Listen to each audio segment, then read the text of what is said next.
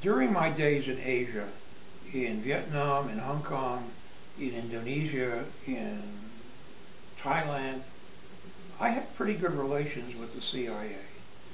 Now, my relations were based on this. I was gathering information and I was making it public. They're gathering information and they're keeping it secret. So I would say, look, my information is public. If you want to know what I learned, I'll tell you. You want to tell me what you learned? Okay. But I don't expect you to tell me. And I had to be very careful, too, because they were gathering information and sending it back to Washington, and sometimes it could be very slanted to satisfy their own policies, and they had their own policies.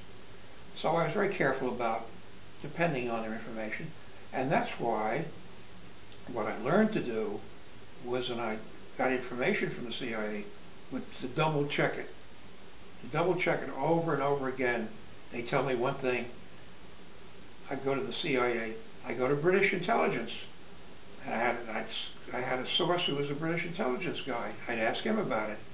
I had a source who was a French intelligence guy, so I asked him about it. And sometimes there were differences within the CIA and the American officials. I'll give you an illustration. I got a call one time in Hong Kong from Jim Lilly, who was the #2 CIA guy, and he says, I'm going to tell you something here. And he tells me some story. Well, okay, fine, he tells me the story, but I don't know whether I can trust the story or not. So I call another guy, Charlie Hill. I called him in the consulate, and I say, look, this is a story I just heard. What do you think of it? So they're having a staff meeting at the consulate, and Charlie Hill raises the story at the meeting. Lilly, the CIA guy, is at the meeting. So he hears Charlie Hill repeating what Lilly had told me. So Charlie Hill raises the thing and says, I'll call you back. Instead, I get a telephone call from Lilly, who says to me, when I tell you something, I don't want you blabbing it all over town. Actually, I was telling it to another guy in the consulate. I wasn't blabbing it around town. But you see, it was an example of not trusting even the CIA guys, because they had fish to fry too. They were trying to promote something or other that they believed in. Some of them were very good. Some of them were tremendously well informed. And a lot of them had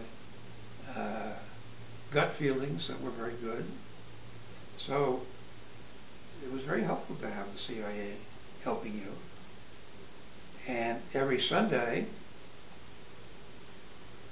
in Hong Kong, I used to play golf with Bill Wells, who was the CIA station chief, and Bill Whitson, who was the military intelligence guy.